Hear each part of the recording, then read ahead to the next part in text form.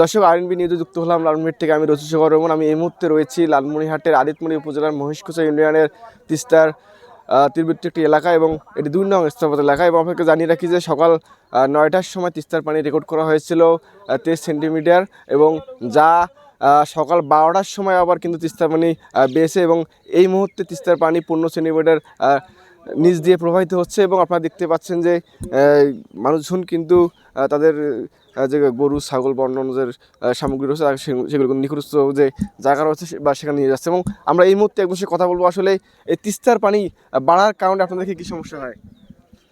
আমাদের সমস্যা হচ্ছে যে পানি যখন আসে তখন তো আমরা জানতে পারি না, হঠাৎ করে পানি আসে, রাত্রে পানি আসে, রাত 12টার এদিক পানি আসে হুট করে। আমাদের ওই পাশে আমাদের অনেক ফসল থাকে, যেমন বাদাম, এই অবস্থায় ভুট্টে থাকে। রাত্রে ওখানে এমনিতে আকাশের অবস্থা খারাপ, ওখানে শুকার জন্য রাখা হয়। রাত্রে বন্যা আসছে আমরা তো বলতেই পারি না। এভাবে অনেক ভুট্টে, অনেক বাদাম ভেসে গেছে।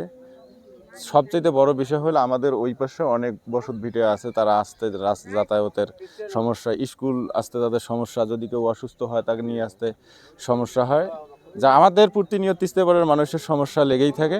যার জন্য আমরা চাচ্ছি যে তিস্তা মহাপরিকল্পনা খুব দ্রুত গতিতে বাস্তবায়ন হোক। ইতিমধ্যে আমরা দেখতেছি সরকারের উচ্চ পর্যায়ের মন্ত্রী এবং আমাদের প্রধানমন্ত্রী জনাব তারেক রহমান, তারা যে চীন যাচ্ছে, চীন থেকে ফিরে আসে যেন আমাদের তিস্তা মহাপরিকল্পনার উদ্বোধন হয়।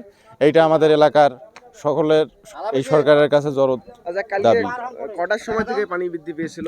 রাত্রে হঠাৎ 12টার পর থেকে। তারপর পানি এবার কমে গেছিল? একটু কমছে, আবার বাড়তেছে।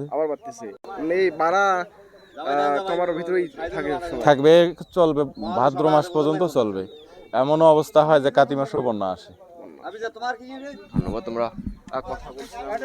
আমরা আরো একজনের সাথে কথা বলবো। আসলে কালকে কখন পানি বৃদ্ধি পেয়েছিল?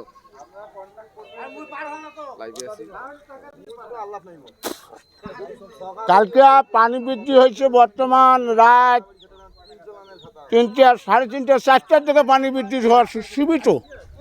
যখন বর্তমান 5টা 6টা বাজে গেছে তখন পানি একেবারে প্রচুর পানি আসে গেছে। হ্যাঁ, আমি নদীর পাড়ে ছিলাম তখন ওই টাইমে। এই 6টা 7টা 8টার মধ্যে একে নদী ভরাট হয়ে গেল। হ্যাঁ, এখন আবার কি অবস্থা?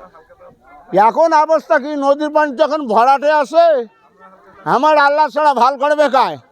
মহাপরিকল্পনা বাস্তবায়নের জন্য বর্তমান হবার এনেছে, সেই শেখ হাসিনার আমল থেকেও হবার এনেছে।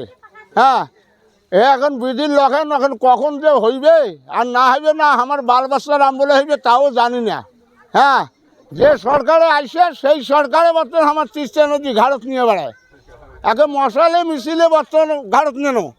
হ্যাঁ, আমার এখানে বর্তমান তিস্তা নদীর কাজ না হয়, পদ্মা ব্রিজের যখন ব্যারেজ তৈরি করবে সরকার, কথা বলছেন, আর আমার পদ্মার ব্রিজের ব্যারেজ হওয়ার পর আমরা 7 টনের মাটির নিচে যাব, তারপর সরকার বর্তমান তিস্তা মহাপরিকল্পনা বাস্তবায়ন করবে। এই মনের বর্তমান ভবমে আসি আমরা। 20 হাজার মাটি বর্তমান পড়িয়েছে, হাজার রেকর্ড মাটি। হ্যাঁ, কিন্তু মানুষ যে বাঁচবে, জীবনযাপন করবে তিস্তা খোঁড়ার পর, এটা কিন্তু লক্ষণাবেক্ষণ কোন সরকারের নাই, কোন এমপি মন্ত্রীরও নাই। কথা বলছেন, কিন্তু আমরা ইলিপ চাই না। ইলিপ খাই এর ঘর, যারা আনে তারা দেয়, তারাই বছর শেষ করে। আমরা 200 আর 500 পায়, কারো না পায়। ওই ফেপা করার জন্য আমরা ঘুরি বেড়াই না। আমরা চাই তিস্তা নদী বাস্তবায়ন হোক, খোঁড়া হোক। বাড়ির পানি নাই, ওটা খালি 1 হাঁটু করে হয়েছে। হ্যাঁ, তো দর্শক, আপনারা শুনলেন সাধারণ মানুষের ক্ষোভের কথা। তারা যেটি বলছেন যে ওদের খুব শীঘ্রই যাতে তিস্তার মহাপরিকল্পনা বাস্তবায়ন হয় এবং এই অঞ্চলের মানুষজন যাতে বেঁচে থাকতে পারে ভালোভাবে। আমি রচিশকর রহমান, আরএনবি নিউজ, লালমনিরহাট।